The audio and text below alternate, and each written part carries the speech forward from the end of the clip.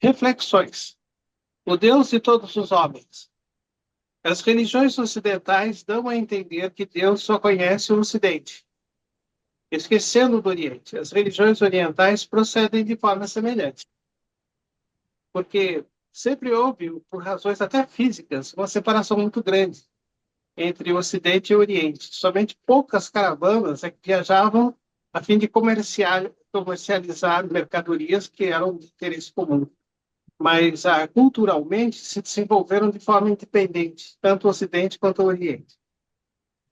Quando é que as religiões vão sair do seu pequeno mundo e pregar um Deus de toda a humanidade?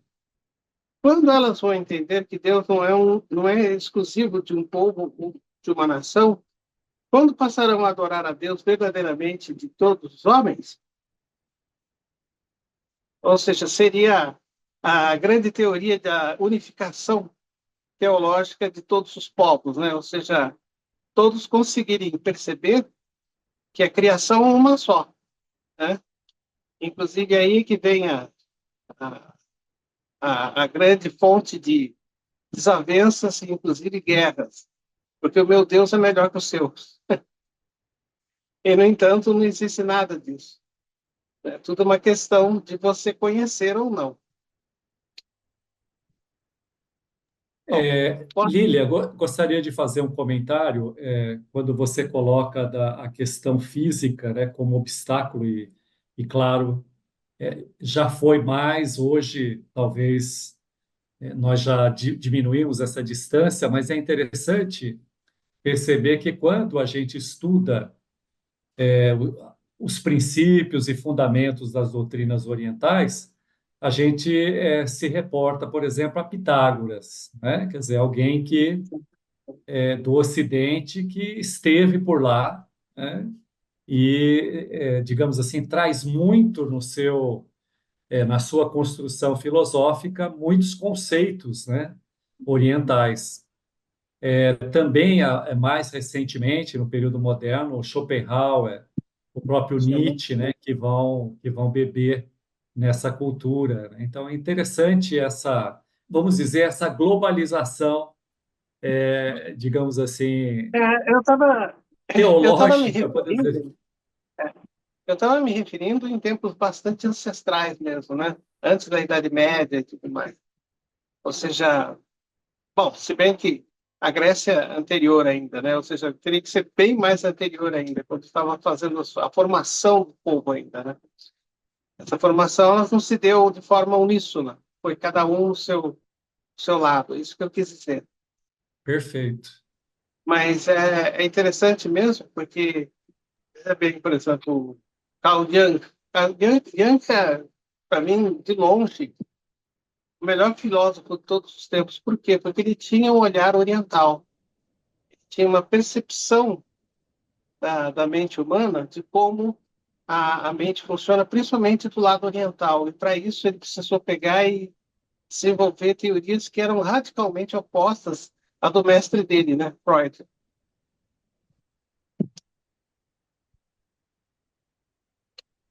Bom, vamos continuar então. Introdução. A grande diferença entre as religiões orientais e ocidentais é que as primeiras se voltam muito mais aos comportamentos humanos do que ao sagrado. As religiões monoteístas dão ênfase à adoração do Criador e, através de sua vontade, exige do homem mudanças de comportamentos para atingir o seu reino. As religiões orientais admitem a chegada ao reino através do esforço do próprio homem. Exatamente. Por quê?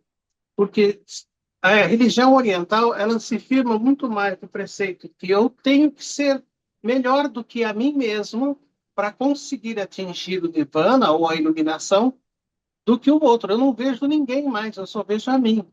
O que eu posso fazer para ser melhor do que eu fui ontem? O que eu posso fazer para ser melhor amanhã do que eu estou sendo hoje? Então, essa busca do autoconhecimento é extremamente profícua quando você mergulha no autoconhecimento, porque aí é necessário que você se livre de toda e qualquer hipocrisia, de toda e qualquer autossabotagem, que ocorre muito, por exemplo, nas religiões ocidentais. né? Porque, por exemplo, eu rezo bastante, eu rezo muito, então eu vou para o céu. O oriental não pensa dessa forma de jeito nenhum. O oriental ele pensa, não, eu preciso ser. Como que eu vou melhorar? Não é rezando, é me colocando numa situação onde eu ponho em xeque a minha evolução. Como que eu ponho em xeque a minha evolução? Como que eu trato do meu próximo? Como que eu ajo com os meus semelhantes? Se eu consigo melhorar, é porque eu estou me tornando um ser humano melhor e eu estou fazendo com que a minha consciência se torne cada vez mais iluminada, né? Então, esse é o processo básico da diferença entre as religiões orientais e ocidentais.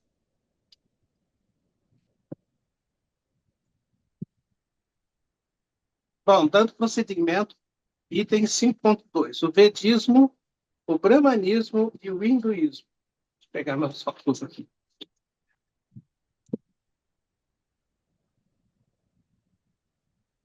As religiões da Índia tiveram sua origem nos Vedas, escritos védicos, que, por sinal, eles eram muito antigos, eles ultrapassam 5.000 anos. E ali existem conceitos que desafiam, inclusive, os historiadores, porque lá eles tinham conhecimento, por exemplo, inclusive de física quântica. Era uma sabedoria tão colossal que hoje, quando você lê um texto védico, você fica abismada de ver como que eles chegaram a um pensamento tão, como diz, tão vanguardista para coisa de 7.000 anos atrás, né? Ou seja, 5.000 anos antes de Cristo.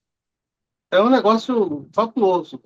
Agora, infelizmente, eles acabaram caindo em, em no orgulho, que era exatamente porque o que acontece com as religiões orientais? As religiões orientais, elas querem tirar o eu da equação. O eu. O eu significa matéria. Eu sou melhor que os outros, eu sou mais rico, eu sou apegado ao materialismo. Então, o que eles combatem? Eles combatem o ego. Quanto mais ego a pessoa, por isso daí vem a pessoa, vem a palavra egoísta. Por quê? Porque ela está muito atrelada à matéria. Tá? E o oriental, ele sempre foi muito mais transcendente da matéria. Então, ele prezava muito mais os valores que não eram materiais, e sim morais, do que qualquer outra coisa. As religiões ainda, já disse aqui, eu do Vedanta, filosofia antiga daquele povo. Essa filosofia explicava o sobrenatural e fornecia um código de comportamento moral ao povo. A Vedanta foi sendo distorcida a ponto de criar um regime de castas na região. E aí ela começou a decadência dela, como essência, entende? Como essência e como a verdadeira busca da sabedoria. Porque uma vez que você coloca castas, não é você está colocando ego, você está colocando vaidade. Elas são os brahmanes, ou sacerdotes, nascidos na cabeça de Brahma, os kshatriyas, ou os guerreiros, os braços de Brahma, os vaisyas, ou mercadores, nascidos das pernas de Brahma, e finalmente os sudras, gente da plebe, nascido de seus pés. Ou seja, você colocar ali uma hierarquia bastante clara, aonde definia e, inclusive, corrompia o princípio dos antigos Vedas.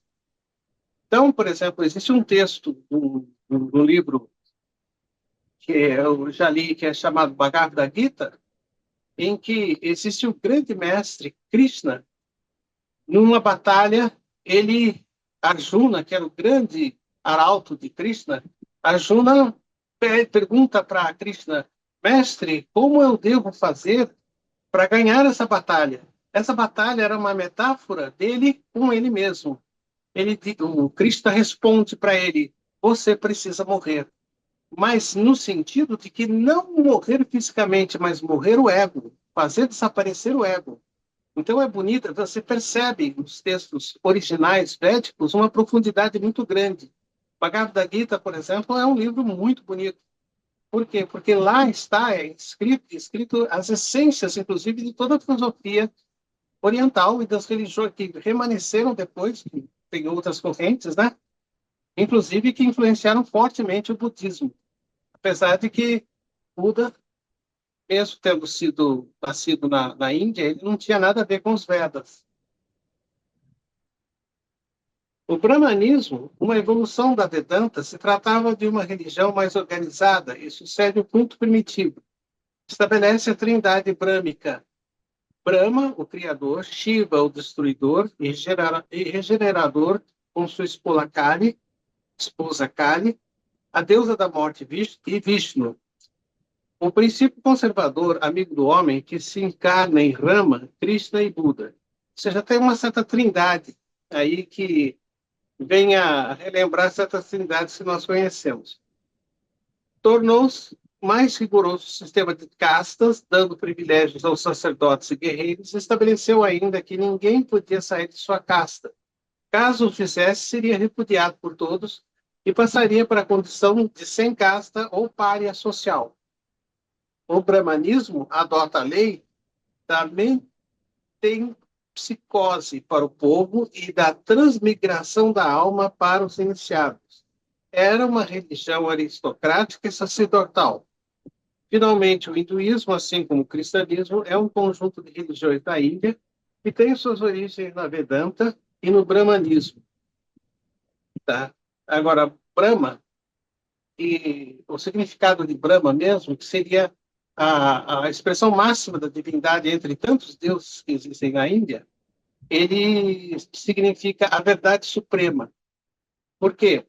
Porque durante as reencarnações, aí já do hinduísmo, já, o hinduísmo também é uma herança dos antigos Vedas, você vai ter, por exemplo, a roda de encarnações, ou seja, a samsara.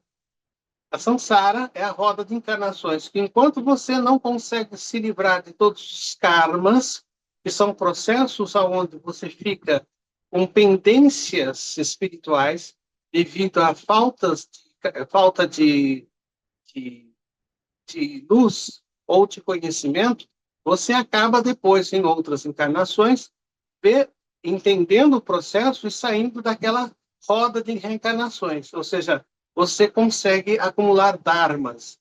O dharma é o contrário do karma. O karma são dívidas, vamos assim dizer, a grosso modo, que você tem com relação ao universo. E o dharma são resgates, são momentos em que você, um momento de iluminação, você consegue atingir uma consciência superior. Porque quando você pratica atos que não são bons, que você ofende o próximo, que você se torna inconsciente daquilo que você faz, você está na ignorância, você está dormindo, que vem do termo Maya, você está dormindo ainda. Então, nas religiões do hinduísmo, que é decorrente dos Vedas, você ainda continua num estado de dormência, ou seja, você ainda não despertou para a consciência superior, ou seja, você não conseguiu conhecimento suficiente para se corrigir, se tornar melhor. É um processo contínuo. Aí vem o budismo, item 5.3.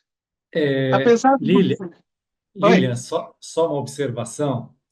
É interessante que o hinduísmo, diferente do cristianismo, do budismo, então, ele, na verdade, não nasce de um indivíduo, e sim, como você colocou, vem também da Vedanta, né?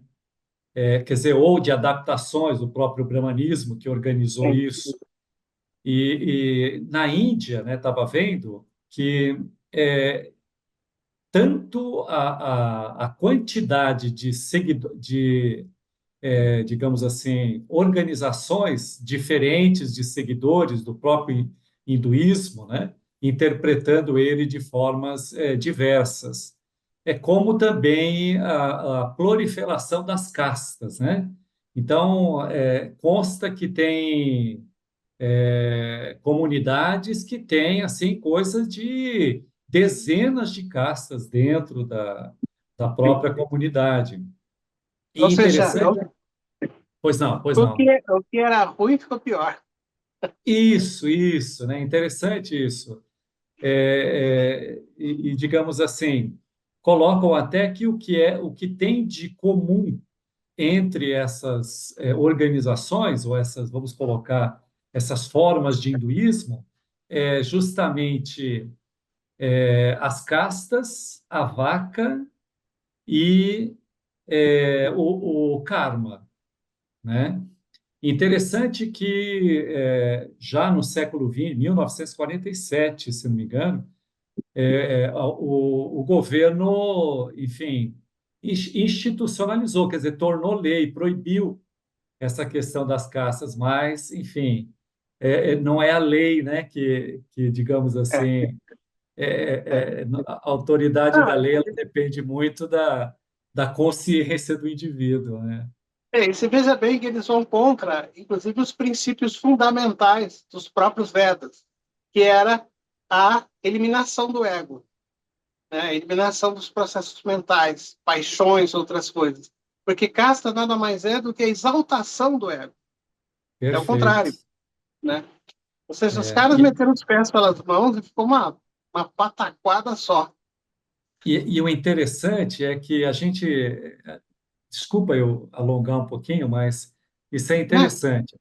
A gente tem um aluno da turma 41, o Felipe, que viveu na Índia um período. Ele esteve na Grécia, depois esteve na Índia, e ele coloca que ele estava muito bem empregado aqui por uma empresa brasileira, então ele tinha até uma certa regalia, tinha muitos funcionários. E ele teve dificuldade para ajudar, por exemplo, algum servente, um jardineiro, porque eles se veem dentro daquela faixa, não se veem fora daquilo, sabe? Quer dizer, é algo cultural, de Nossa, nascença, isso é péssimo. é Inclusive, péssimo é uma afronta aos princípios aos filosóficos orientais. princípios. É, É uma afronta. e como coloca aqui o nosso texto, o pária é pior ainda, porque ele é alijado de qualquer casta. O Então, pária, isso aí, ele se vê fora de uma casta, enfim, isso é o fim do mundo. É interessante. esse aí realmente está lascado mesmo. E o pior não é, né? Isso vai contra toda e qualquer, até mesmo contra outras religiões que dizem que todos são iguais perante Deus, etc., né? Isso aí é a pataquada mesmo. Vamos ver aqui. Aí entra o budismo. Apesar do budismo ter nascido na Índia, num ambiente de vedismo, teve influência da filosofia chinesa. O budismo foi fundado pelo príncipe indiano Gautama Siddhartha, ou Siddhartha Gautama, há 600 anos antes de Cristo, na cidade de Kapilavastu, ao norte da Índia, fronteira com Nepal. Dentre os Sakyas, povo dessa região, a vida de Buda não teve mácula e é um modelo de vida virtuosa. Durante 6 anos de isolamento e meditação, preparou sua doutrina e divulgou através de sua palavra. O nascimento e a vida do Buda são envoltos numa história ou lenda semelhante à história dos iluminados ocidentais. O budismo prega, antes de qualquer coisa, a necessidade do sofrimento como pagamento de dívidas anteriores, bem como a utilidade da renúncia dos desejos e bens materiais. Não aceita os privilégios de casta. Há uma notável aproximação da doutrina Buda, ou seja, do budismo, com alguns pontos do cristianismo. Tá? É aquilo que eu falei, porque, na verdade, Siddhartha Gautama era um príncipe. Ele nasceu num palácio, tá? Ele tinha sua esposa, um herdeiro e tudo mais. E, na juventude, ele resolveu, então, contra as ordens do pai, do rei, porque o rei falava que ele deveria viver dentro do palácio e ali ele deveria seguir as tradições da família. E ele teve uma bela noite em que ele entrou em contato com o cocheiro real e ele entrou escondido na carruagem e foi para as ruas. Chegou nas ruas, ele, ao deparar com a desigualdade que existia entre as pessoas que viviam na rua e as pessoas que viviam no palácio, Ele se compadeceu de tal forma que ele desceu da carruagem, vestiu-se como um mendigo e disse que e ele recusou tudo. Ele recusou o trono, recusou a mulher, a família, tudo. E deixou em função de um ideal de viver para o autoaprimoramento. Né? Foi aí que ele se sentou embaixo da árvore da iluminação e lá ele meditou até alcançar a iluminação. A iluminação, o que que é? É tornar-se consciente da verdade. Que todos nós aqui, independente da religião, nós somos buscadores da verdade. Nós estudamos, nós estamos sempre aprendendo, nós estamos sempre ouvindo, interagindo. Por quê? Porque nós somos ávidos pela verdade. E quando Buda, Siddhartha Gautama, percebeu que a verdade não era aquela que ele vivia no palácio, ele abdicou de tudo, dos bens materiais e tudo mais, para viver uma vida humilde, aonde ele simplesmente dependia do próximo para sobreviver. E qual seria essa verdade, Lilian? A verdade é exatamente aquilo que estamos buscando. E o que é Nós que todos estamos estamos. buscando? Essa verdade seria a iluminação. Essa iluminação é quando você desperta e se desvincula de todas as crenças limitantes e passa a enxergar no próximo a mesma luz que carrega em seu peito. Essa é a verdade suprema. Nós descobrimos que nós vivemos em função de sermos úteis para o próximo. Essa é a verdade. A verdade é quando você desperta e você enxerga que o Deus que vive em você é o mesmo Deus que vive em mim. E assim nós estamos caminhando juntos para a iluminação e para o chamado Nirvana, que seria o estado de iluminação total. Essa seria a verdade. É uma verdade difícil, por quê? Porque é uma busca contínua, uma vez que você simplesmente não resume somente em palavras, e sim num ideal. Esse ideal de sempre se tornar melhor, e sempre ser melhor do que você foi ontem, sempre se tornar melhor do que você está sendo hoje.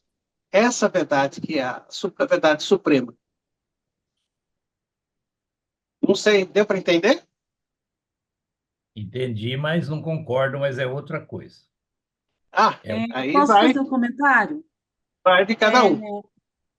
eu acho que o Buda, ele trouxe para a gente um conhecimento extraordinário, né? Que nós aqui, nós estamos aprendendo ainda, né? Esse desprendimento do externo, né? Isso é muito bacana. Mas no decorrer, a gente vai ver que outras pessoas que são seres de luz, que Buda foi um ser de luz, enviado também pelo Mestre Jesus para, quer dizer, foi Krishna que trouxe uma mensagem bacana para aquele momento, alguns captaram, outros não.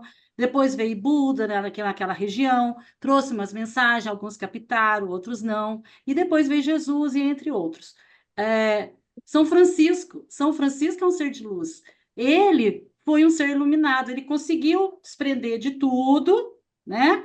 E ele não criou uma doutrina, ele seguiu uma doutrina, ele seguiu uma coisa verdadeira que ele encontrou dentro dele, que são poucos, né, na história que nós temos até hoje, dá para pôr na ponta do dedo, né? A matriz de Sei. Calcutá é um ser de luz, né? Que pegou É por isso que exemplos, né? eu é por isso que eu falei que todos nós somos buscadores da verdade. De uma forma ou de outra, cada um do seu jeito, mas a verdade é uma só, tá? Ô, Lília, só um Oi? segundinho. O Irair colocou aqui, ele não concorda. Tudo que a gente precisa aqui, Irair. Você quer colocar Irair? sim, eu só Não entendi. eu saí É, da o, Não câmera. entendi. Alô. tem algo que o Irair não concorda naquilo que vem sido comentado. Ah, Então, cada um encontra a verdade a seu jeito, né? sim, mas observa Cada um para a desce do gente ali. bonde como pode, né? Todo mundo vai descer do bonde, só que uns tropeçando e outros não. É quando eu digo que essa verdade que eu não concordo, talvez essa minha frase está associada com a minha limitação, com a minha ignorância de saber onde que está o parâmetro para dizer o que é certo, o que é errado e o que é a verdade. Então, o que que é a verdade? A verdade, a busca da verdade seria medir. O que que é medir? É comparar algo com o padrão.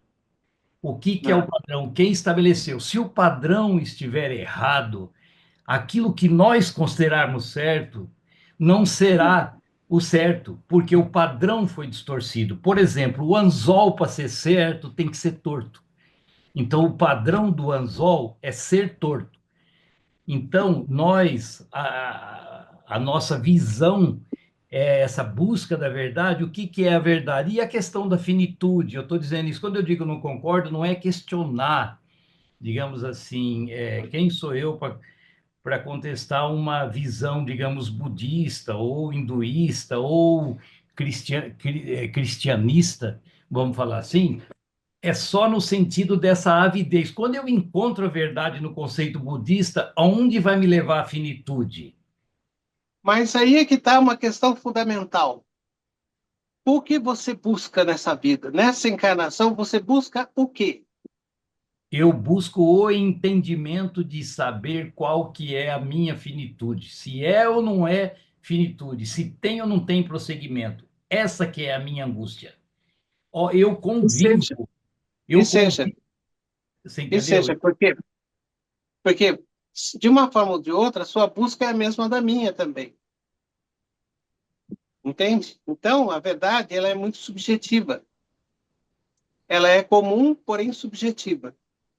É difícil de explicar porque a verdade não pode ser colocada de uma forma linear. Ah, não, essa aqui está mais próxima da verdade, ou essa aqui está mais próxima da verdade, ou essa aqui não. Não tem isso, não é uma busca linear. Mas aí precisaria ter uma consciência um pouco mais elástica para perceber essa realidade. Não é fácil falar sobre Não, eu entendo. filosofias orientais para. Eu entendo e eu queria resumir essa contestação minha no seguinte ponto de vista, né? Não existe a verdade. O que existe é a busca do que é, digamos assim, o mistério, alguma coisa. Na minha, não existe uma verdade. Não existe. Porque a partir do momento que eu defini que aquilo é uma verdade, eu estou até usando o meu ego. Porque eu Sim, estou estabelecendo sim, parâmetros. sim, sim, sim. Por isso que no hinduísmo, a divindade máxima que eles têm é Brahma, que quer dizer a verdade suprema. Agora, a verdade suprema, ela só vai ser enxergada, só vai se tornar visível se você tiver uma mente de Bodhisattva, ou seja, você tiver uma mente iluminada. Mas para chegar lá, nós temos que correr atrás da verdade, porque muitas vezes nós estamos dentro de um túnel que nós não conseguimos perceber o fim da saída, por causa da nossa mente ser limitada demais para enxergar a verdade que estará lá no fundo. Ela é muito distante ainda. Então, nós estamos em busca da verdade, porém, não sabemos exatamente onde e quando vamos encontrá-la. Ou seja, nós buscamos algo que nós nem sabemos o que nós buscamos. Logo, não existe. Existe. É, Isso é curioso. Existe. é, Porém, em- existe. Porém, é uma eterna busca, conforme você mesmo falou. Exato, é, exatamente. É uma Existe. eterna busca. Por isso que é Eu muito busco o difícil. tesouro no fim do arco-íris, de end, né? E se eu busco o Por tesouro isso, no por fim isso que do é muito arco-íris, difícil. e se Eu, lá não eu tem o entendo. tesouro, o que vai existir de real é a minha busca, mas o meu objetivo não existe. Olha que ousado. Parece um paradoxo. Essa é a minha visão. É um é, paradoxo mesmo. Aliás, a própria deixa- existência é um paradoxo. Tá? Exato. Porque quando Aí, você começa a estudar, no meu caso, eu estou encontrando muitas respostas na física quântica, porque ela não é linear, não é um processo que é de simples entendimento, você começa a perceber que você começa a beliscar certas faces da verdade suprema, tá? Porque a verdade, ela tem muitas faces. É como se você visse, por exemplo, a projeção de um triângulo e a sombra do triângulo se projeta em uma dos lados. Porém, em outra face, uma luz que vem não do lado ou de frente, mas de cima, você vai enxergar um círculo. O círculo é verdadeiro, o triângulo é verdadeiro. Agora, a verdade mesmo é só quando você pega ela na mão. Ou seja, você busca, muitas vezes, uma face da verdade. O que você busca é verdadeiro, porém ela não é a verdade toda. Não sei se eu estou conseguindo me fazer entender. Tá? Por quê? Porque a verdade, muitas vezes, ela transcende a mente linear que nós temos.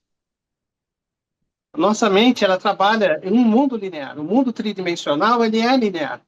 Quando nós divagamos em matemática avançada, em física avançada, física quântica, nós descobrimos que o universo ele não é tridimensional. Ele é um multiverso. Existem N dimensões que estão paralelas a essa, só que a nossa mente não percebe. Por isso que há espíritos andando por todos os cantos, porém em dimensões diferentes, e nós não conseguimos vê-los. Percebe? Lília, Lília, se você me permitir, Oi? se você me permitir, em setembro eu fiz o Caminho de Santiago de Compostela. Fui eu e meu marido. E aí, não deixa de ser uma busca, né? Uma busca de respostas, uma busca... E mesmo que você está fazendo com uma outra pessoa que tem uma convivência com você, cada um buscou uma resposta diferente. Cada um buscou a sua verdade, vamos dizer assim. E eu fiz muito esse paralelo do caminho com a nossa vida. E nunca foi o ponto de chegada, né? Sempre foi aquilo que a gente vivenciou no caminho, aquilo que a gente aprendeu no caminho, aquilo que a gente desfrutou do caminho. E eu acredito que a vida seja essa, porque se a gente ficar nessa busca do depois, da chegada, a gente não desfruta o que é a vida, né? O para que a gente está aqui, o nosso propósito, os nossos objetivos, se a gente ficar só com essa visão do depois. Então, a verdade, eu acho que é todo dia, né? Todo dia, quando você viveu aquele dia de verdade, né? Vivenciou todas aquelas experiências que você poderia vivenciar e teve um aprendizado com aquilo, é uma verdade, é uma missão, já é um motivo. Olha, por isso que nós estamos em constante mutação. Você, Patrícia, era uma pessoa completamente diferente quando tinha 12 anos. Quando, depois dos 20, você era outra pessoa, tá? Por quê? Porque existe, inclusive, uma história, uma metáfora que fala o seguinte: quando um homem atravessa um rio, ao chegar do outro lado, nem o homem e nem o rio é o mesmo, porque o fluxo do tempo alterou ambos. As águas que molharam, que banharam aquele homem ao atravessar o rio, não são mais as mesmas, porque o rio está em constante movimento. E o homem, ao chegar do outro lado do rio, ele já não tem mais a mesma consciência que ele tinha na margem inicial. Bom, gente, eu não sei, eu estou preocupado aqui com o tempo, eu acho que vou dar continuidade aqui. O Iraí, o questionamento é o princípio do conhecimento. Se você questiona, é porque você está no caminho certo. Quem não questiona, não evolui. Então, o questionamento é dos fundamentos, tá, do aprimoramento, do crescimento, do seu crescimento como consciência. Bom, vamos lá. Os 3 sábios chineses, item 5.4. A China apresenta 3 sábios da antiguidade como o fundamento de sua religião nacional. São eles o Forri, 3.400 anos antes de Cristo, Lao Tse, 600 anos antes de Cristo, e Confúcio, há 400 anos antes de Cristo. Forri foi um imperador que empregou seu poder e influência para difundir o conhecimento das virtudes e os dons morais no seu povo. A única obra conhecida desse sábio é o I Ching, contendo figuras, símbolos e trigramas de significação obscura. Lao Tse, o segundo deles, viveu no século VI a.C. e deixou uma obra mais vasta. Os 3 de seus livros chegaram até nossos tempos. O Tao, o livro das sendas, o Te, o livro da virtude ou da retidão, e o Kang Ing, o livro das sanções ou das reações concordantes. Cada livro é um código de moral. Em Tao, Lao Tse destaca a paciência, a esperança e a humildade dentre as demais virtudes. A senda, que seria o paraíso, não se alcança senão pela prática da totalidade das virtudes, e não se pode ser encontrada senão pelo próprio indivíduo. Em T, Lao Tse dá ênfase à descrição, à reflexão, à meditação solitária e íntima e à abstenção das atrações do mundo. Kang In trata da vontade e do karma. Finalmente, Confúcio, que viveu no século IV a.C., foi um sintetizador das ideias dos sábios antecessores. Ele foi mestre e ministro de alguns governos. Confúcio deixou 9 livros, 4 clássicos e 5 sagrados. Os 4 clássicos são A Grande Ciência, A Doutrina Mediana, Anacletas e Mêncio. Os 5 livros sagrados são Xi Xin, livros dos documentos históricos, I Ching, o livro das mutações, Li Xing, o livro dos antigos ritos e cerimônias, e, finalmente, Shun Xiu, primavera e outono. Aqui é só para a gente ter um conhecimento da existência desses livros e os sábios correspondentes, porque entrar a fundo em cada um deles demandaria muito tempo. Bom, vamos entrar então no taoísmo. O taoísmo é interessante. O Pessoal, taoísmo... só uma desculpa, eu fiquei sem conexão, por isso que eu desapareci aí. Estou voltando.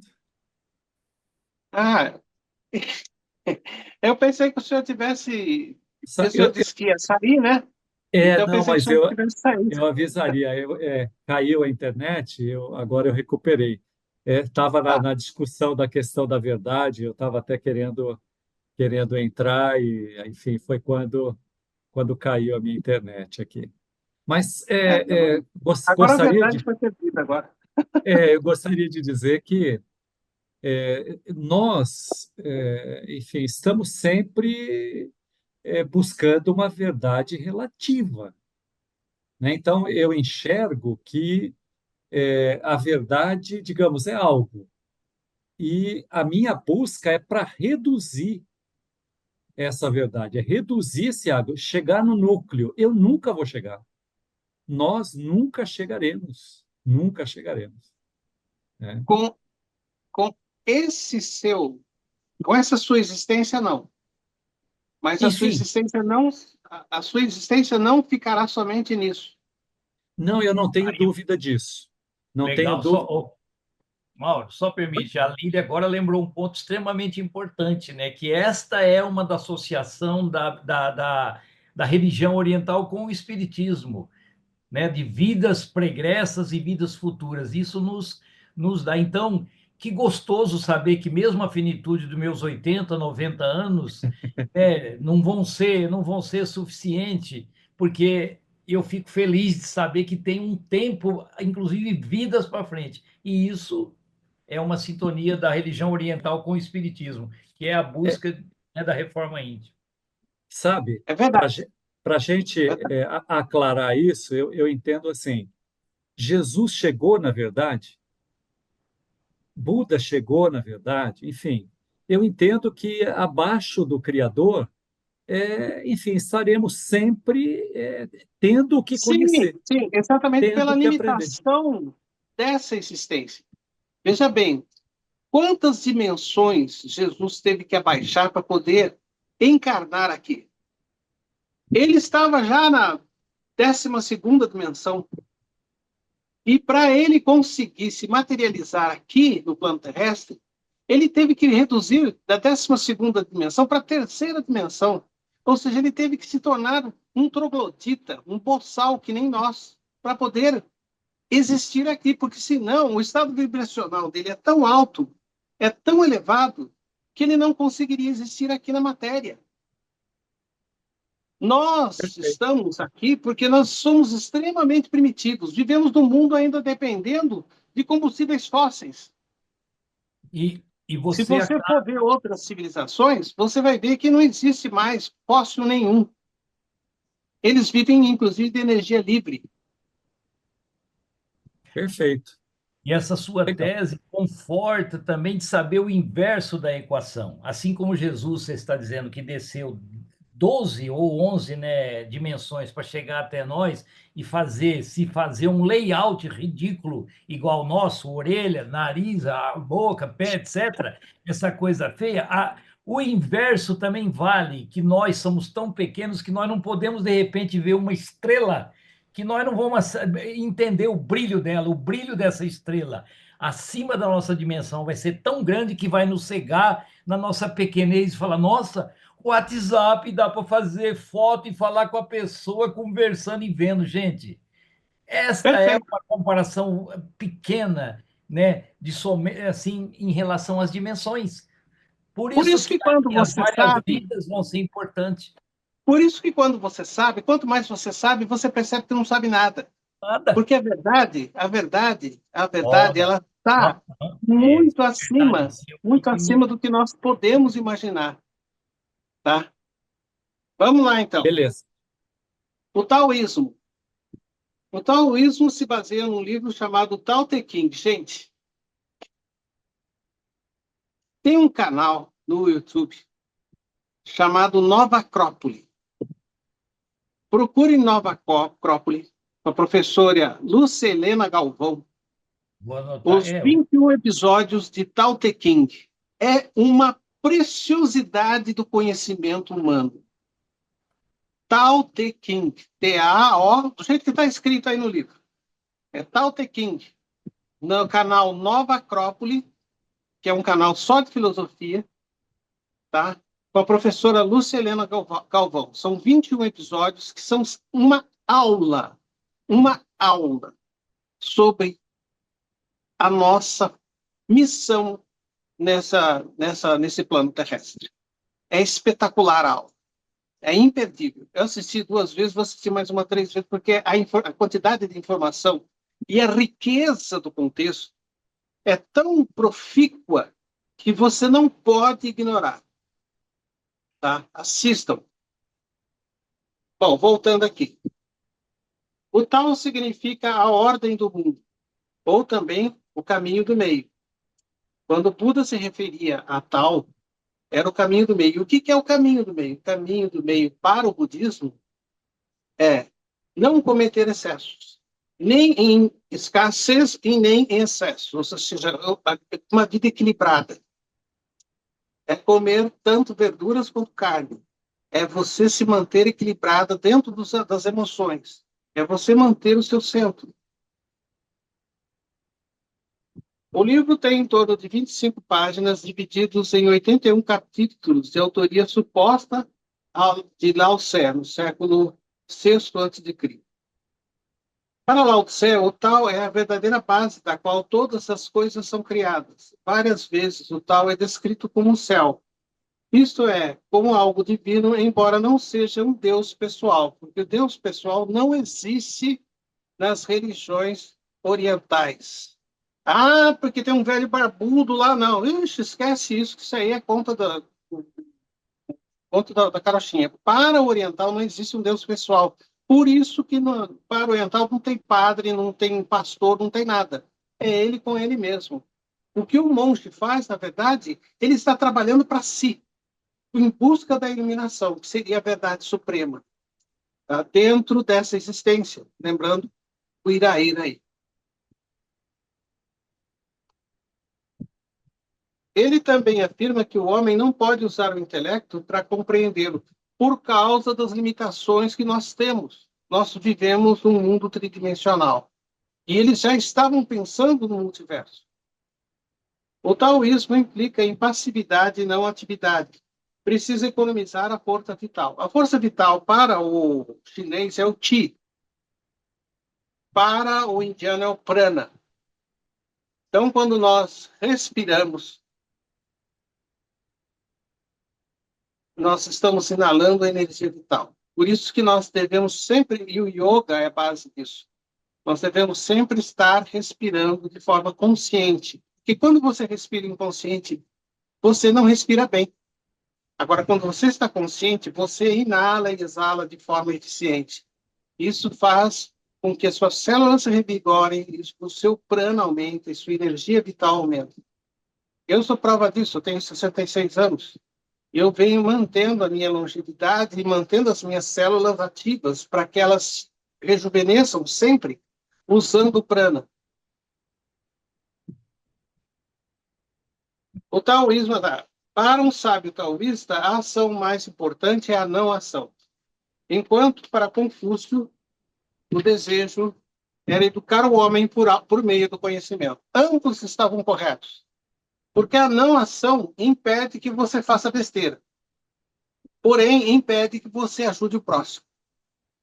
Já Confúcio dizia que deveria educar o homem pelo conhecimento. É a frase de Confúcio. Não dê o peixe ao pobre, ensina-o a pescar. Ou seja, ele era mais pela ação. Já o outro não, era pela não ação. E, no entanto, a gente percebe isso com maturidade, que os dois estavam corretos. O estado ideal, pois só a educação o afasta da ignorância, motivo de todos os males. O estado ideal para Tse era a pequena comunidade, a aldeia, pois ele acreditava que qualquer administração pública é má.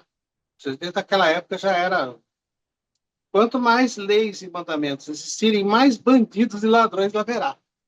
Mas aí é que está. Uma coisa é decorrente do outro. Qual é o ser que, sem vigilância nenhuma, ele possui ética suficiente para não depender de câmeras para proceder corretamente? Nós ainda estamos em uma fase de crescimento, de ignorância tão grande, que precisamos... com licença. Tem minha garrafa d'água aqui, eu sei que minha garganta.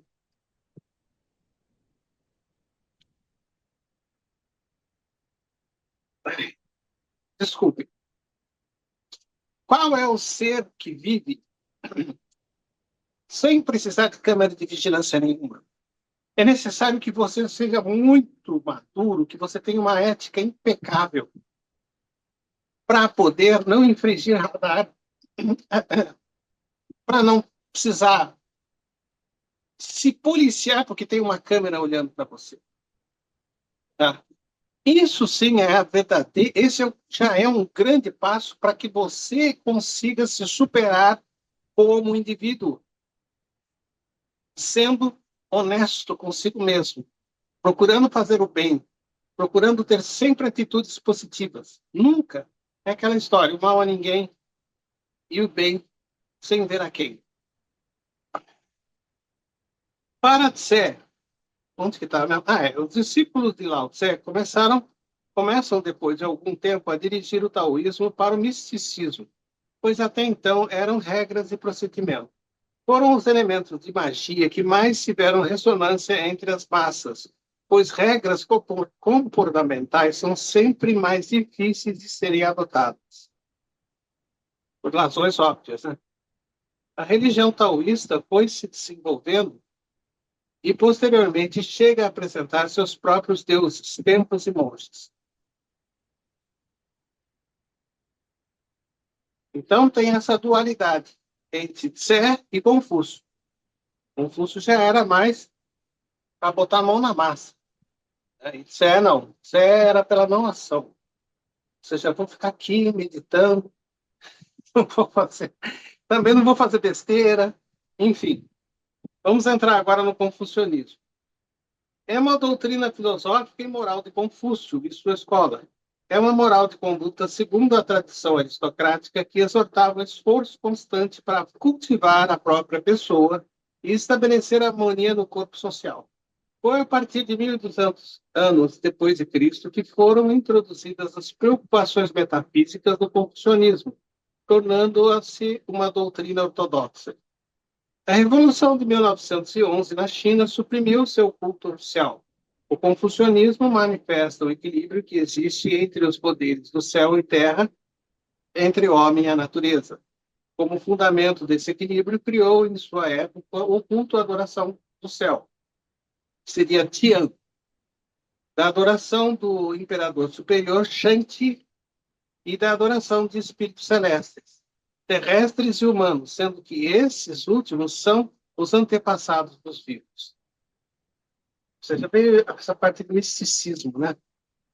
O culto dos antepassados é parte significativa da religião chinesa e tem, assim, um cunho nitidamente imortalista.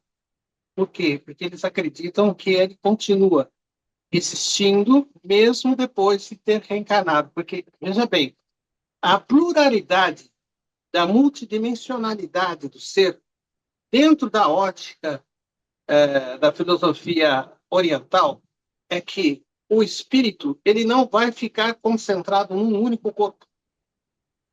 Ele vai estar presente na matéria e no astral. Então, por exemplo, quando você fazia um culto a uma determinada ancestral, um avô que você queria bem, ou os seus ancestrais, de modo geral, você está fazendo, primeiro, um culto a si mesmo, porque você é eles também. Segundo, o culto que você está fazendo a eles é válido, mesmo que eles já estejam encarnados, por causa da multidimensionalidade e dos desdobramentos que cada um de nós somos. Nós somos seres multidimensionais e não sabemos disso.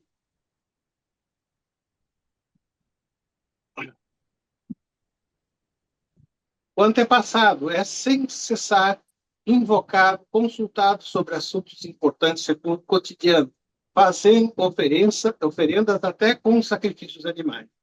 O confucionismo preconiza a vida virtuosa e obediente à hierarquia, tanto terrestre como celeste. Dessas virtudes destacam-se o respeito mútuo, a franqueza, a circunspecção, responsabilidade por palavras e atos, a humildade, a benevolência e a justiça. Em cada cidade chinesa existe um templo dedicado a Confúcio, pois o confucionismo é a religião oficial do país.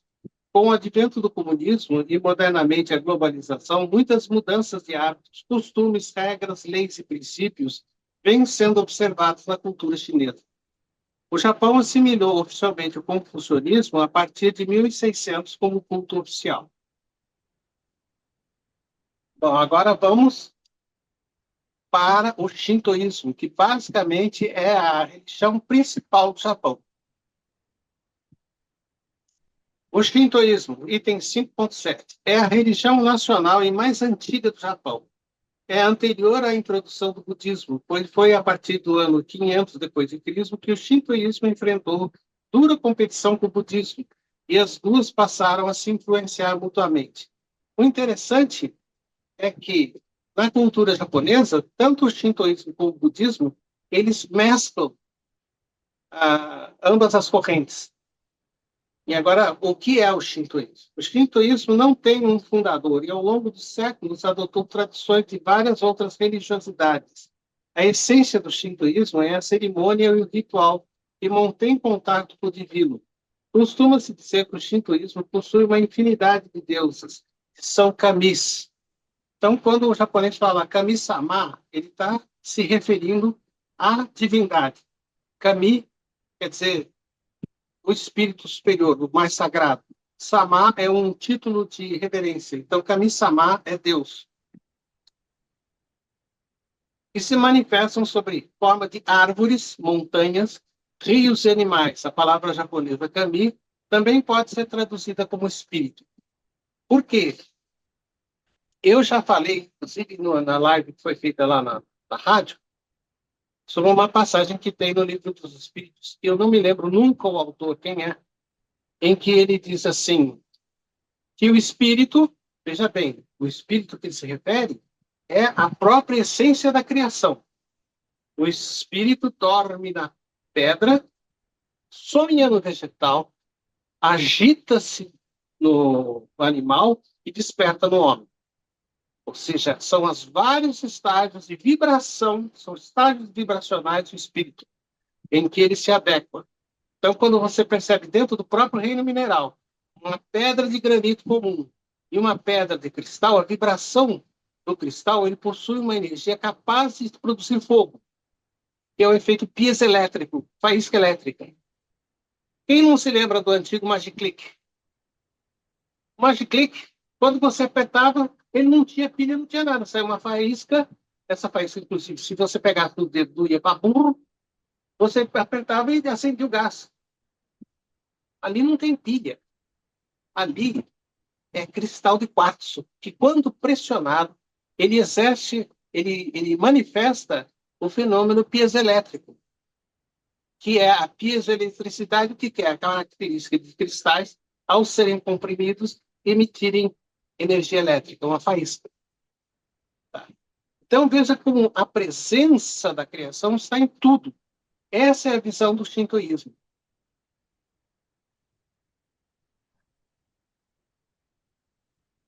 Deixa eu dar. Lília, Oi? Lília, só me dá um tempinho para me despedir de vocês. Eu agora tenho que atender aqui uma ocorrência aqui. Então, eu agradeço aí a participação, né? Já de antemão, Lília, agradeço aí a sua disponibilidade e um abraço a todos aí. Uma boa noite. Tudo de bom, professor. Até, Obrigada pelo convite. Até mais. até. Até. Ô, Lívia, Lilian, Oi? para você Tchau. respirar espera aí, para você respirar um pouquinho e pegando o gancho aí da saída do Mauro, Peraí. Eu não estou entendendo. eu escrevi aqui, né? Eu falei, eu estou aproveitando essa saída do Mauro para pegar o gancho aqui dessa sua última colocação sobre a questão Ah, dos cristais, da pedra. E sim. eu anotei aqui no estudo, pus um asterisco onde ele fala, né, que eu quero fazer essa colocação para dizer que tem muito a ver com a questão até das nossas aulas anteriores com relação ao Deus, deísta ou teísta, né?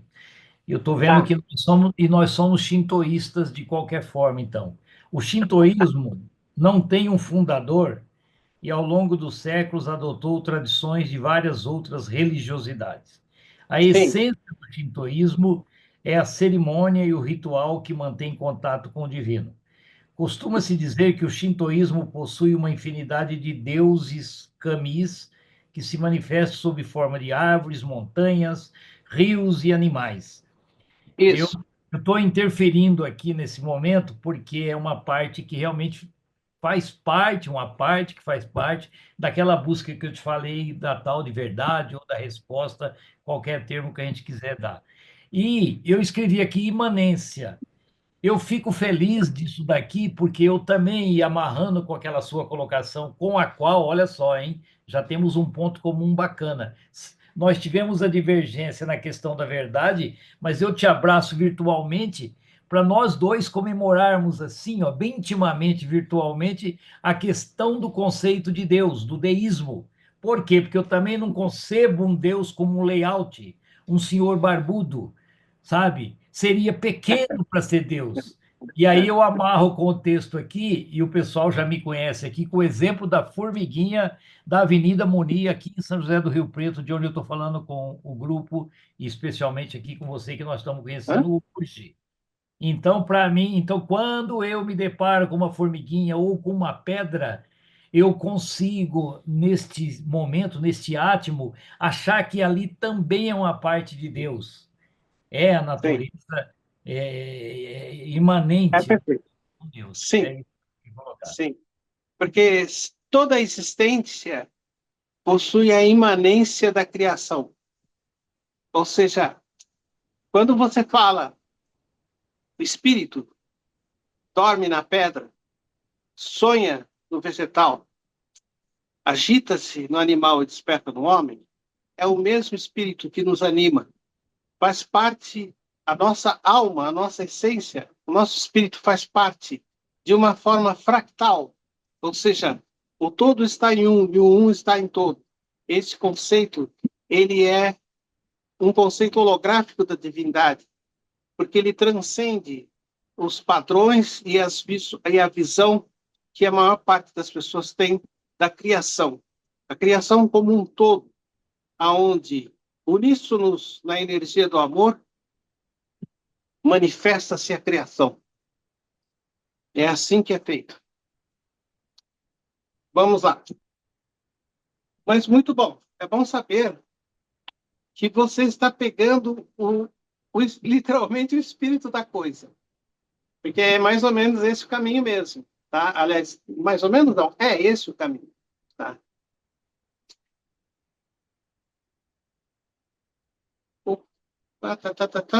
Assim, o culto aos espíritos naturais e ancestrais sempre foi fundamental no shintoísmo. O culto aos antepassados se difundiu sob a influência do confucionismo chinês. Para o shintoísmo, todos os japoneses têm origem divina, mas, em especial, o imperador. Ele passou a ser um kami vivo. Bom, aí, no caso, já é uma coisa do ego.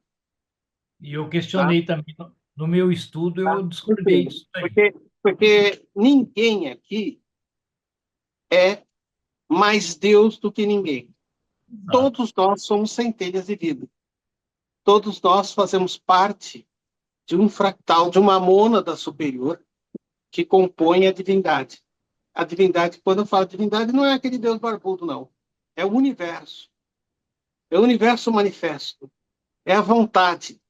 É a própria criação. Por isso que eu discordei aqui desse trecho, eu achei um escorregão do shintoísmo. De achar que o imperador é mais Deus do que o Iraizinho, filho do Velho Moraes, não. Aí não. Ah, é muito bonito em certos aspectos, por exemplo, do shintoísmo, mas você não vai achar imperador Deus de pipoca nenhuma. Bom, deixa eu ver aqui.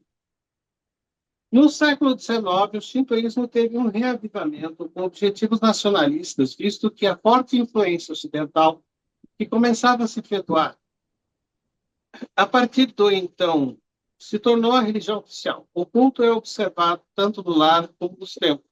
O templo shintoísta não é um local de pregações, mas de orações e meditações. É a morada do caminho.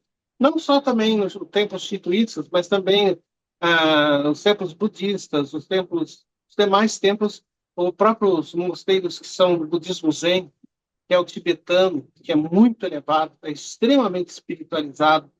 Tá? É uma das formas de budismo mais altas que tem. Eu, por exemplo, sou budista da Nichiren Daishonin. Não tanto porque eu me simpatizo com o Nichiren, mas porque meu pai era budista. E era budista Nichiren Daishonin. Então, eu segui mais por culto ao meu pai, por ser meu ancestral, eu herdei o budismo Nichiren Daishonin, que é japonês, sinal. Tá. Os sacerdotes são nomeados pela organização dos templos e seus deveres são, acima de tudo, rituais nas cerimônias diárias e nas grandes festividades. 4 são as cerimônias observadas na religião. São elas: a purificação, o sacrifício, a oração e a refeição sagrada. Por que a refeição sagrada? Por quê? Você percebe que você cozinha uma espiga de milho. Alguns gostam com sal, outros gostam com açúcar. Eu estou acostumado a comer com açúcar porque meu pai era estrangeiro e ele costumava cozinhar o milho no açúcar. E aí o que acontecia? Quando você, antes de ingerir o milho, você enxerga no milho a sua própria imagem. Por quê? Porque o milho vai compor o seu corpo físico. Por isso existe o culto conforme falou aqui, a refeição sagrada. Então, não é só agradecer a comida, mas agradecer o fato, primeiro, dela ter sido cultivada, dela ter sido lavrada. Alguém lavrou aquele alimento para chegar à sua mesa. Existe nesse trabalho uma atividade divina que é muito valorizada pelos orientais. Então, quando você semeia o arroz, você está fazendo uma atividade sagrada, porque é para o bem próximo. É um trabalho divino. Quando você vai ingerir o arroz, você enxerga no arroz você mesmo. Por quê? Porque o arroz será parte integrante do seu corpo físico. Então, a sacralidade transcende a simples matéria através dos atos que foram feitos para que aquele arroz viesse à sua mesa. Esse é o valor sagrado do alimento. Porque ele te dá vida. Pois não. E pegando o gancho outra vez, mais um consenso aí, dá para a gente fazer outra associação com os preceitos da doutrina espírita. Quando a gente vai ingerir, nós temos como costume aqui, eu e minha esposa, quando a gente vai ingerir uma comida e que ali seja carne, a exemplo desse agradecimento que você fala sobre a produção do milho, do arroz, do trigo, etc., a gente fala a seguinte frase: aos animaizinhos a nossa gratidão, eterna gratidão pela barganha divina. Então, assim como o milho vai compor a nossa formação orgânica, que dirá um serzinho, eu chamo até de piu-piu, quando eu vou dar pedacinhos de frango cozido sem sal e na água para a minha cachorrinha ou para a gatinha, a pequenininha ainda não come. Eu digo, agradeça mentalmente, filha, chamo de filha, o piu-piu que está fazendo uma barganha divina aqui conosco, né, fazendo parte, passando a fazer parte. Isso alivia o meu remorso por saber que a Perfeito, vida perfeito. Eu daquele vou ser... falar uma coisa para você. Os nativos norte-americanos tinham no búfalo um respeito magnífico.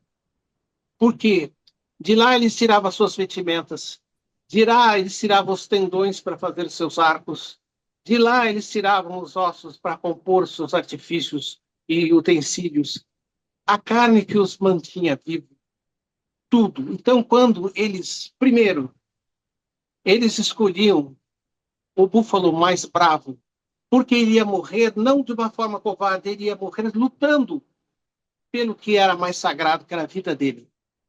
Depois que ele era abatido, os nativos se reuniam em torno do búfalo para agradecer aquela vida por ele ter sacrificado em função da existência do próximo, que eram eles mesmos. Eu mesma, quando chego no açougue e vejo aquele monte de carne, eu sinto o sofrimento e a agonia daquelas criaturas que estavam ali prestes a morrer. Então eu sinto uma pena e uma compaixão e eu oro por aquelas criaturas que ali estavam, que elas estavam vivas antes. Eu falo para mim, ó criatura, eu sinto muito. Por favor, me perdoe. É com imensa gratidão que eu te manifesto o meu amor. Eu te amo. Porque essa reverência reconhece o sagrado da criatura que ali está. Magnífica a sua observação. Perfeito. Porque aquele sacrifício irá compor os meus ossos, irá compor o meu sangue, irá compor a minha matéria, que é sagrada por causa deles. Muito bonita a sua observação. Perfeito. Eu não sei mais onde que eu parei. Conclusão agora. É. Está na conclusão. Tá. Esse capítulo procura mostrar o espírito da filosofia oriental, cujo caráter é, sobretudo, intuitivo, em oposição à filosofia ocidental, de preferência intelectiva. Porque você intui na filosofia oriental, você não pensa sobre a existência disso, a existência daquilo. Sabe? É uma coisa que você não mente. Olha, quando você vai dar partida no seu carro, você não pensa no óleo que está fluindo entre os pistões, no combustível que está chegando na câmara, no ar que está sendo sugado. Você simplesmente dá partida e pronto. Então, a mente ocidental pensa dessa forma. Ela não vai perceber, porque você veja bem, o que é estar num estado meditativo que o oriental faz? O estado meditativo do oriental é aquele em que você está presente, em que você está presente constantemente em suas ações, em sua existência. Se você não está presente, você se tropeça. Se você está presente, você está atento. Veja um estado em que, a primeira vez em que todos nós fomos aprender a dirigir um carro, nós estávamos presentes. Faltava mão, faltava braço. Porque todo o nosso ser estava focado naquela atividade. Uma vez que ela se torna rotineira, você não pensa mais. Você engata a marcha automaticamente, você pisa no freio automaticamente, você faz as coisas sem pensar. Agora, essa que é importante, a verdadeira meditação é aquela em que você está presente. Quando Jesus disse orar e vigiar, é exatamente isso. É estar presente. Esse é o estado de meditação mais profundo que existe, é você estar presente em si mesmo. Isso só para concluir. Vamos lá. Muitos orientais têm a tendência natural de se isolarem no seu eu central, em oposição aos ocidentais que se dispersam nas nulidades do ego periférico. Ah, tá lá na igreja, tá vendo o vestido da fulana, nossa, que vestido curto, né, para a idade dela, que coisa mais feia. Gente, que diabo de encontro com Deus, entre aspas, é esse? Você não está presente.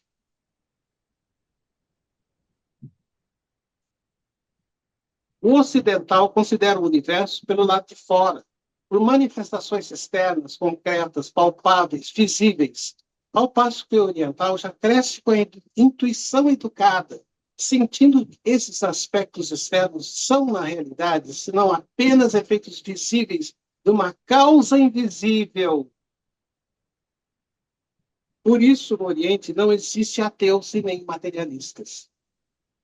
Para o oriental, toda chamada santidade é simples sabedoria, Uma exatamente frase. pelo que eu estou demonstrando, pelo que eu estou falando. Tá? E esta foi a frase do nosso tema no início. Sim, porque, na verdade, a sabedoria é a essência do sagrado. Quando você manifesta a sabedoria, você está manifestando o sagrado. Quem cultua dogmas religiosos é um crente. E o iniciado na verdade da filosofia é um sapiente. Está vendo a verdade que estamos buscando? É a sapiência. É simplesmente não acreditar naquilo que foi dogmático, naquilo que foi imposto como verdade absoluta.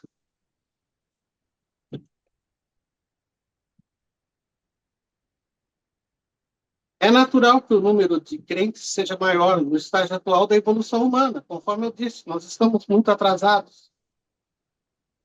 Que os sapientes, porque o crer é relativamente fácil, ao passo que o saber exige uma disciplina tão intensa e perseverante que poucos são os que trilham o caminho estreito e a porta apertada que dá o ingresso dos reinos do céu, ou seja, o nirvana e a verdade. Muito bom. Nem sei que horas são. Acho que terminamos em tempo ainda, né? Eu Eu espero que tenha sido de bom proveito. Eu acho que aí vocês têm as considerações finais, tem aquele negócio de fazer uma prece ainda, né? Mas Então antes da aí fica prece, a cargo de é, vocês. eu estou achando graça no seu perfil, já estou me encantando com o seu perfil de mestra, porque você tem mais ou menos o que a minha esposa tem, síndrome do pensamento acelerado. Paradoxalmente, nós temos terminado às vezes as aulas até além do horário. Eu achei legal que você já terminou com antecedência e já queria partir para a oração. Mas antes de partir para a oração, deixa eu só, né, falar alguma coisinha aqui que eu senti nessa sua brilhante manifestação e que você fala com alma, com paixão. Você psicografa a alma para transmitir os seus conceitos para nós. Eu já agradeço antecipadamente, também não estou antecipando o final da aula, não, quem sou eu?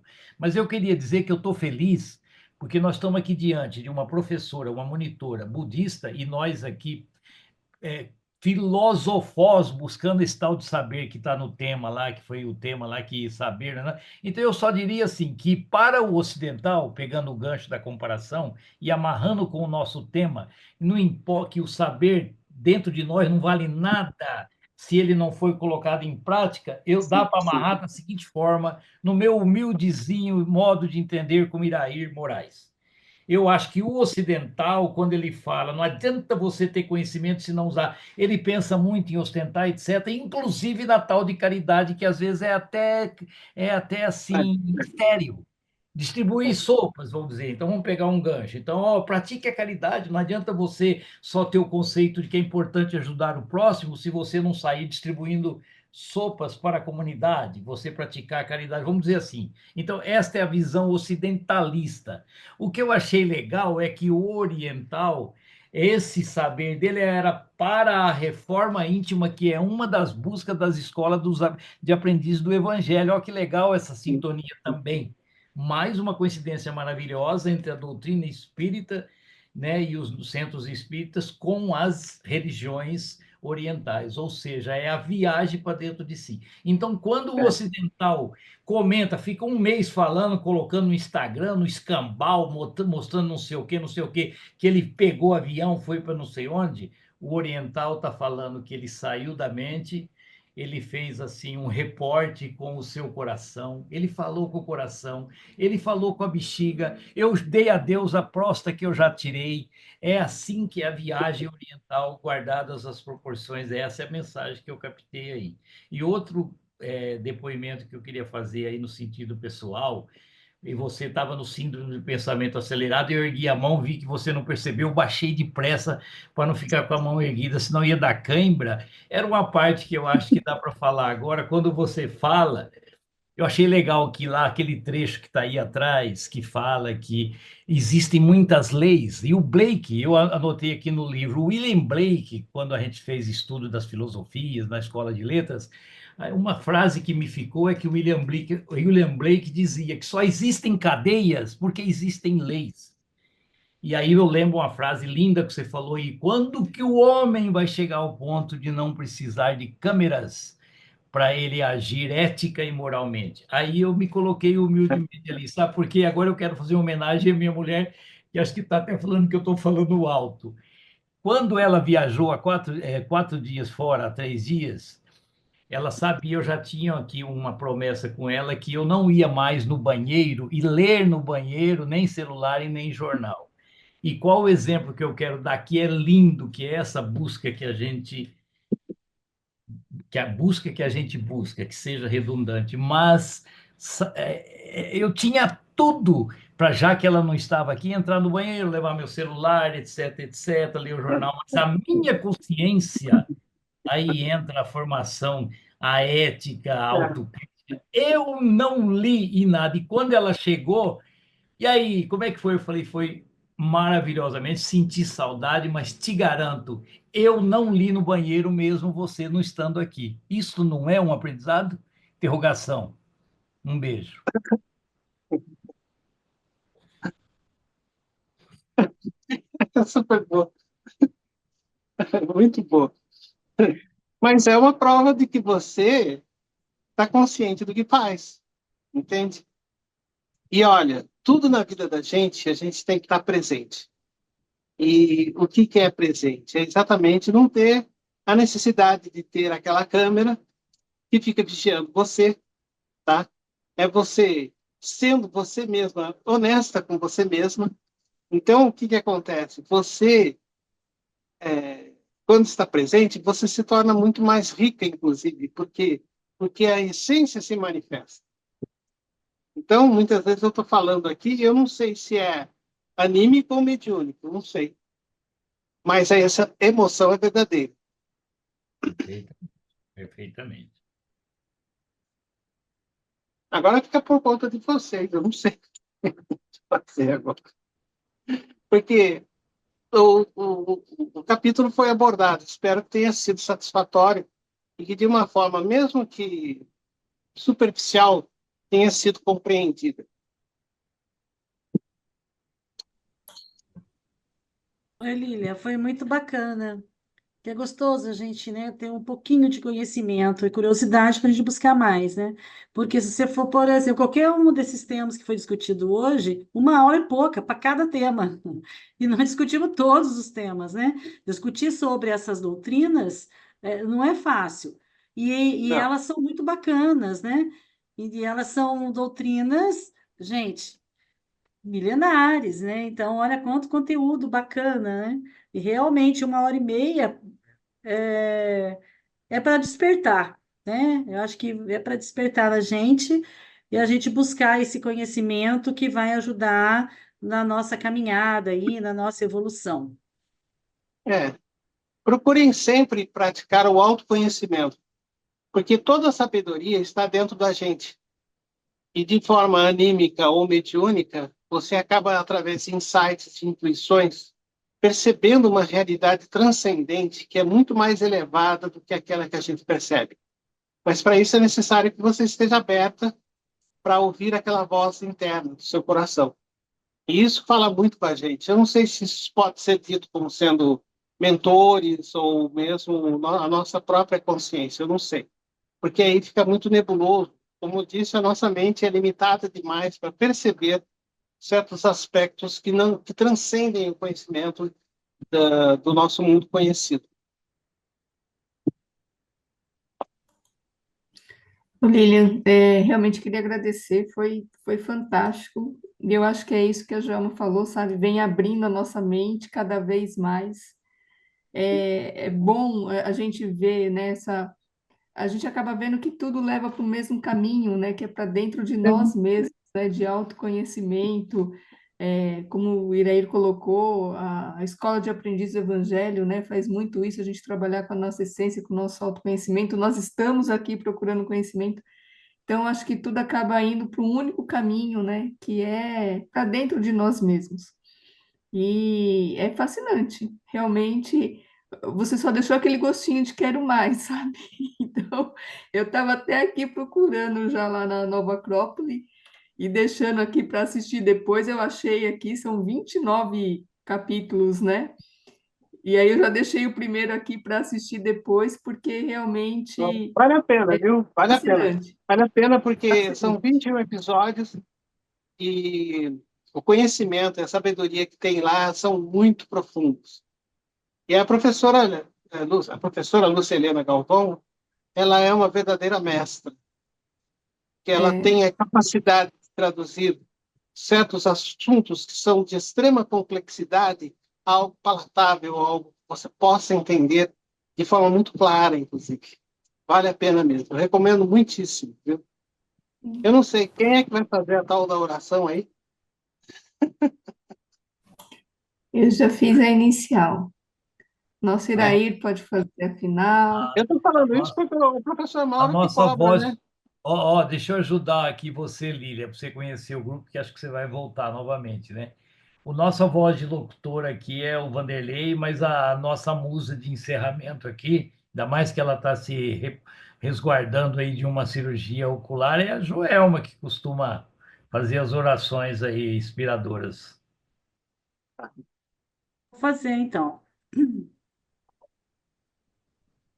Então, que neste momento nós tenhamos em nosso coração, em nossa mente, gratidão.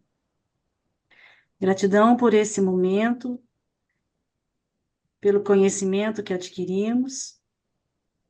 Gratidão a Jesus, nosso mestre amigo, nosso irmão, por poder ter dado a nós essa oportunidade. E pedimos que, de coração aberto, vibrações para os nossos entes queridos, para as pessoas que conhecemos, para a humanidade, para que tenha paz, harmonia, tranquilidade. Este momento onde nós vibramos puramente amor, é o momento onde nós dividimos o que é sagrado dentro de nós.